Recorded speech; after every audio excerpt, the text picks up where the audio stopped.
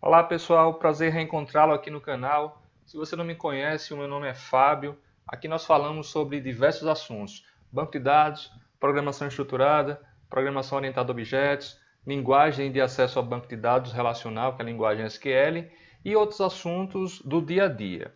Se você não me conhece, eu já te convido a se inscrever no canal e a ativar as notificações, porque a cada nova postagem que a gente fizer aqui no canal, você vai ficar sabendo. E também, para que esse vídeo consiga chegar a uma quantidade maior de pessoas, é importante que você deixe o seu like para que o algoritmo de recomendação do YouTube perceba que esse vídeo também é interessante, que esse vídeo é bacana para outras pessoas. Beleza?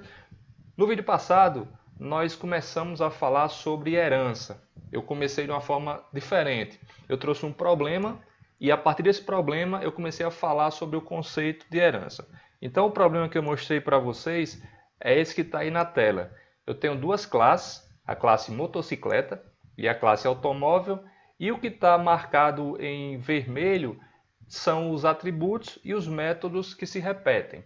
Então nós vimos lá que se eventualmente eu precisasse fazer a modificação em um atributo desse ou em um método desse que fosse comum, eu precisaria fazer essa modificação em todas as classes em que esses atributos e esses métodos fossem comuns. No caso aí, eu deveria modificar essas duas classes, a classe motocicleta e a classe automóvel. A gente também viu que essa não é uma boa prática de programação. Para a gente resolver esse problema, uma prática interessante seria utilizar o conceito de herança. O Mendel, ele foi um monge austríaco que é considerado o pai da genética. Obviamente, pessoal, que aqui nós não vamos nos debruçar sobre conceitos de genética, sobre hereditariedade. Não, longe disso, tá? A ideia desse slide é apenas contextualizar a forma com que a programação orientada a objetos se inspirou nesses conceitos que foram definidos pelo Mendel. Então, a herança genética é um mecanismo biológico que transmite de geração a geração as características de cada ser vivo. Os filhos, eles herdam dos pais ou dos seus antepassados, avós, bisavós, informações genéticas que são contidas nos genes e a partir disso eles desenvolvem suas características. Os genes eles são transmitidos nos gametas de uma geração para outra geração. E os gametas, por fim, contêm a informação genética da espécie a qual ele pertence. Ok? Mas no nosso mundo aqui de orientação a objetos, que é o que realmente nos importa para esse momento. O que é herança? É um mecanismo que permite que as características e os comportamentos comuns de várias classes, ou seja, os atributos e os métodos de várias classes que são comuns, eles possam ser especificados em apenas uma classe, que essa classe nós vamos chamá-la de superclasse. A utilização do conceito de herança, ela pode evitar o retrabalho quando os métodos são implementados em uma superclasse. Nós vamos ver aqui como é que a gente vai poder reaproveitar esses métodos, certo?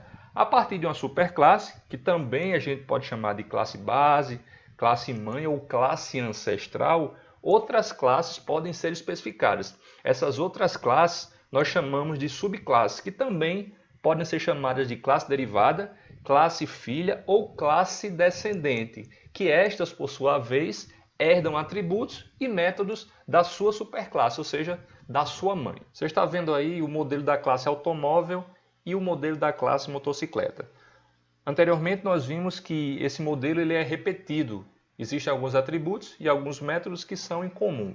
E nós vimos também que a alternativa para resolver esse problema de repetição de código seria a utilização do conceito de herança no mundo orientado a objetos. Então esses dois modelos nós podemos substituí-lo por esse modelo aqui, que eu represento uma superclasse ou a classe mãe e as duas subclasses, a classe automóvel e a classe motocicleta.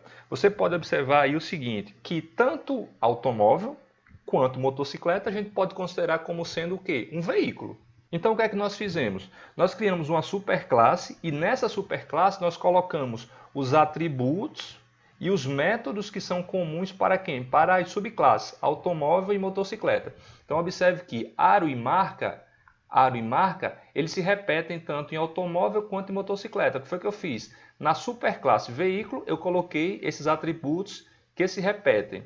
O método acelerar e frear, ele se repete na classe automóvel e também na classe motocicleta. O que é que eu fiz? Eu coloquei esses métodos na superclasse. Está aqui, acelerar e frear. Essa setinha aberta, ela significa que essa classe, ela é uma subclasse dessa superclasse chamada veículo, ou seja, ela está representando uma herança aqui. Da mesma forma que motocicleta é uma subclasse quando comparada com a classe veículo, e veículo é a sua superclasse, certo? Então, olha só, na classe automóvel, o que foi que eu fiz? Eu peguei o atributo, que não é comum à classe motocicleta, e fiz o quê? E trouxe ele para cá, ó. Então, o atributo volume porta-mala, ele está na classe automóvel. Por quê? Porque é específico da classe automóvel. Porém, o atributo quantidade de raios na roda é específico de quem? De motocicleta. O que é que eu fiz? Eu trouxe ele daqui, ó, e joguei ele para cá, certo? Aí, olha só, na classe automóvel, eu tenho um método ligar luz-teto,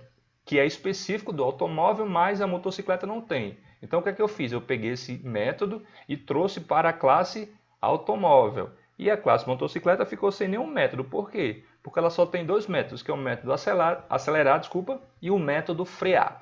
Então, o que é que esse modelo aqui está dizendo para a gente? A classe veículo, ela possui todos os atributos e métodos que são comuns às classes automóvel e motocicleta. A classe automóvel possui apenas o atributo e o método que a distingue de motocicleta. Motocicleta, por sua vez, possui apenas o atributo que a distingue de quem? De automóvel. O modelo nos diz que, além de possuir o atributo volume porta e o método liga luz-teto, automóvel também possui os atributos e métodos definidos aonde? Em veículo. E, por fim, a classe motocicleta também possui os atributos aro, marca, que são definidos lá na classe veículo, e os métodos acelerar e frear, que são definidos aonde? Também na classe veículo. Então é isso que esse novo modelo está dizendo para a gente. Beleza? E como é que a gente faz para implementar esse novo modelo? Eu vou mostrar para você no próximo vídeo. Muito obrigado por sua companhia e por sua parceria, e eu espero reencontrá-lo no próximo vídeo.